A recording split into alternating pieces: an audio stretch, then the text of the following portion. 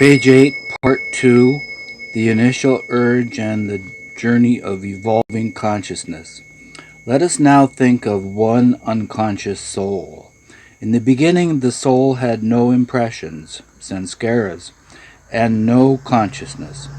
Therefore, at this stage, or in this state, the soul had no gross form or body, subtle body or mental body, because only the existence of gross, subtle, and mental impressions, sanskaras, can give existence to gross, subtle, and mental bodies. And only the existence of these bodies can make possible the existence of gross, subtle, and mental worlds. Hence, in the beginning the soul had no consciousness of gross, subtle, and mental bodies, and was also unconscious of its own self. And the soul then naturally had no experience of the gross, subtle, and mental worlds, and also had no experience of the Oversoul, Paramatma. This infinite, impressionless, unconscious, tranquil state of the soul reverberated with an impulse which we call the first urge, parentheses, the first urge to know itself. The first urge was latent in Paramatma. When we compare Paramatma to an infinite, unlimited ocean, and when we say that Paramatma got the first urge, it could also be said in terms of comparison that the infinite, unlimited ocean got the first urge, or the whim. Asterisk. See Meher Baba, The Whim from Beyond, in the Beams from Meher Baba on the Spiritual Panorama book, pages 7 to 11. And I'll just read those now, those pages. It's titled The Whim from the Beyond. Through the ages, the human mind has been profoundly restless in its search for final explanations about first things. The history of these endeavors to grasp first things through the intellect is a tale of recurrent failures. The redeeming feature of these great efforts is that instead of being disheartened by the confessed failures of past thinkers, others are inspired to make fresh attempts. All these philosophical explanations are creations of the mind that has never succeeded in passing beyond itself. Thus they are confessed, though inspiring, failures. Nonetheless, each such failure is a partial contribution to knowledge of the beyond. Only those who have gone beyond the mind know the truth in its reality. If they sometimes explain what they know, which they rarely do, those explanations, also being in words, are limited, but these words illumine the mind. They do not fill it with novel ideas. The Unitarian beyond is an indivisible and indescribable infinity. It seeks to know itself. It is of no use to ask why it does so.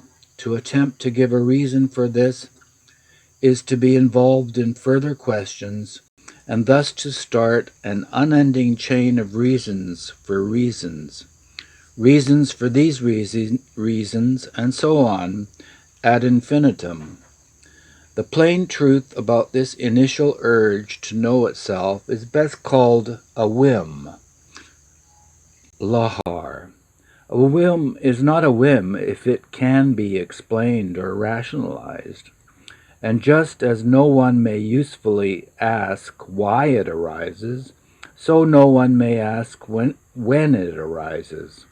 When implies a time series with past, present, and future. All these are absent in the eternal beyond. So let's call this initial urge to know a whim. You may call this an explanation if you like, or you may call it an affirmation of its inherent inexplicability. The initial whim is completely independent of reason, intellect, or imagination, all of which are byproducts of this whim. Reason, intellect, and imagination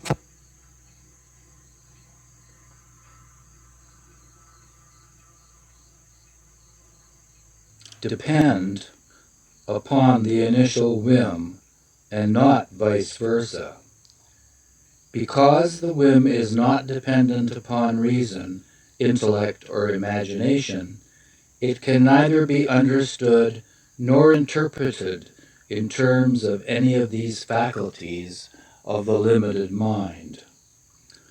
The first whim to know instantaneously implies a duality, an apparent differentiation, parentheses, not amounting to a breaking up, into two separate aspects, both of which are infinite as aspects of the infinite.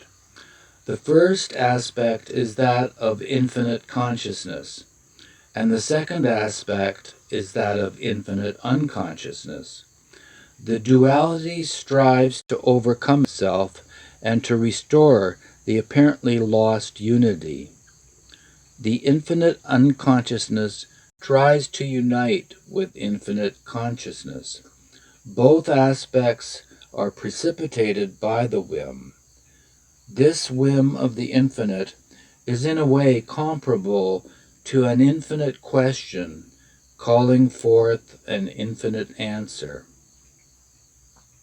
With the infinite question, there arises also the infinite answer. The infinite question is infinite unconsciousness. The infinite answer is infinite consciousness. But the infinite question and the infinite answer do not simply annul each other and relapse into the original unity of the beyond. The two aspects have now descended into the primal duality, which can resolve itself only by fulfilling the entire game of duality, and not by any shortcut. The infinite unconsciousness cannot overlap on infinite consciousness. Such coalescence is impossible. To reach out towards infinite consciousness, the infinite unconsciousness first has to fathom its own depths. It must experience itself first as infinitely finite and gradually evolve into limited and limiting consciousness. With the evolution of the limited and limiting consciousness, there is also the evolution of the illusion which limits the limiting consciousness. The two processes keep pace with each other. When the infinite unconsciousness tries to reach out to the infinite consciousness, the process is not instantaneous because of the infinite disparity between the two. The process takes an infinitely long time, and eternity gets seemingly broken into the unending past, the transient present, and the uncertain future. Instead of embracing the infinite consciousness in one timeless act, the infinite unconsciousness reaches out towards it through a long drawn-out temporal process of evolution with all of its innumerable steps. It first attempts to fathom its own depths. Then by backward treads it seeks and ultimately finds the infinite consciousness through numberless steps, thus fulfilling the whim from the beyond. Back to the text of God Speaks on page 8. In the infinite, both finite and infinite are included. Now, was this first urge infinite or finite? And was it at first finite and then infinite, or vice versa? The first urge was most finite, but this first urge was of the infinite. This most finite first urge was of the infinite ocean, Paramatma, and the manifestation of this latent, most finite first urge of the infinite was restricted to a most finite point in the infinite, unlimited ocean. But as this most finite point of manifestation of the latent first urge, which was most finite too, was in the infinite unlimited ocean, this most finite point of manifestation of the first urge was also unlimited. Through this most finite point of manifestation of the first urge, parentheses, also most finite, the shadow of the infinite, parentheses, which shadow, when of reality, is infinite, close parentheses, gradually appeared and went on expanding. Asterisk, editor's note, the sense to be conveyed is that the shadow of the infinite seeps through or oozed out of the most finite point. This most finite point of manifestation of the latent first urge is called the Om point, or creation point, and this point is unlimited.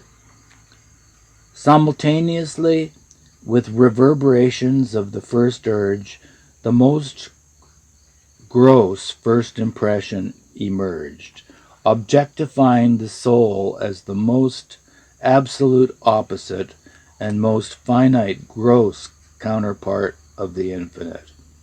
Because of this most gross first impression of the first urge, the infinite soul experienced for the first time. This first experience of the infinite soul was that it, the soul, experienced a contrariety in its identity with its infinite impressionless unconscious state. This experience of contrariety affected changeableness in the eternal, indivisible stability of the infinite soul, and spontaneously there occurred a sort of eruption, disrupting the indivisible poise and the unconscious tranquility of the infinite soul with a recoil or tremendous shock which impregnated the unconsciousness of the unconscious soul with first consciousness of its apparent separateness from the indivisible state of Paramatma. But the soul being infinite, the first consciousness that it derived from the recoil or shock of an absolutely opposite and most gross first impression of its apparent separateness was naturally and necessarily finite first consciousness. This first consciousness derived by the soul is obviously most finite in proportion to the experience of the absolute opposites of its own original infinite state. It then means that in the beginning, when the impressionless infinite soul was first impressioned, it got as its first impression an absolutely gross impression. And the first consciousness it, parentheses, the soul, derived was most finite. Simultaneously at that instant, the unconsciousness of the infinite soul actually experienced most finite first consciousness of the most gross first impression. This infinite and eternal soul did get consciousness, but this consciousness by impression was not of its eternal state or its infinite self, but was of the most finite by the most gross impression. Now, as will be explained later, if the soul is conscious of impressions, sanskaras, then the soul must necessarily experience these impressions. And in order to experience the impressions, the consciousness of the soul must experience them through proper media. As the impressions are, so are the experiences of impressions, and so must be the media to experience the impressions. That is, the impressions give rise to experiences, and to experience the impressions, the use of appropriate media is necessitated. Therefore, as the infinite, eternal, and formless soul now has the most finite first consciousness of the most gross first impression, quite obviously and necessarily, this most finite first consciousness of the soul must utilize the most finite and most gross first medium to experience the most gross first impression. At this stage, it suffices to mention here, for the limited human understanding, that the most finite first consciousness of the soul, while experiencing the most gross first impression, centered itself in an appropriate most finite and most gross medium, imperceptibly tending the soul without form to associate and identify its very infinite eternal self with this most gross and most finite limited form as its first medium. The first consciousness of the indivisible soul experiencing the first impression through the first medium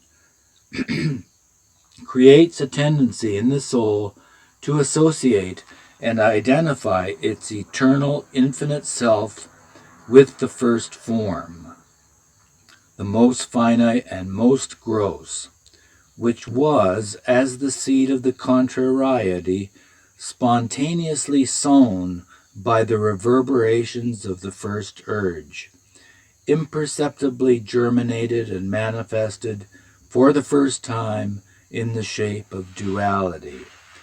When it is made to associate and identify itself by its newly gained consciousness with the finite gross form or medium, the consciousness of the soul actually makes the infinite, eternal, indivisible soul without form experience that it is that finite gross form.